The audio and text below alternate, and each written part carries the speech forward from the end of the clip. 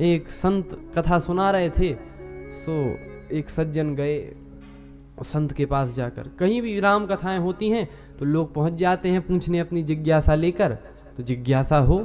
लेकिन एक सज्जन पहुंचे वो संत के पास और बोले, महाराज आप तो ये बताओ कि जब भगवान ने हनुमान जी को मुद्रिका दी कि जाओ सीता जी को ये दे देना, कहा दी? हाँ बिल्कुल, कर मुद्रिका दीन जन जानी। तो हनुमान जी को मुद्रिका दी।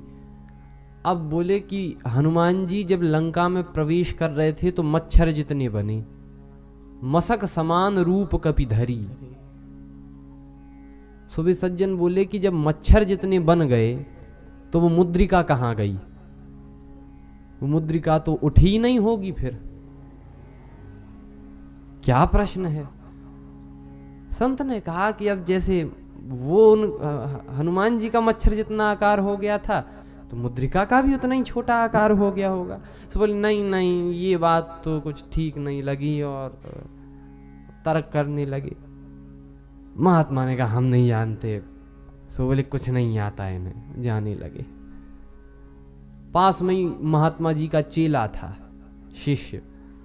वो बोला गुरुजी जाने काहे को दिया, हमसे कहते। गुरुजी ने कहा हमें तो पता नहीं, तुझे को कैसे पता? तो चेला दौड़ता दौड़ता गया उसके पास और कहा क्या बात है?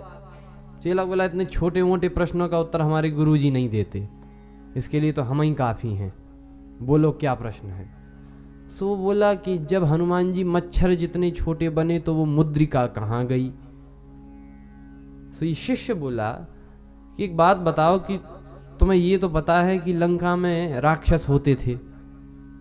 सो वो बोला हाँ पता है राक्षस होते थे। तो कहा राक्षस कैसे होते थे? क्या राक्षस हमारे ही तुम्हारे जैसे होते थे?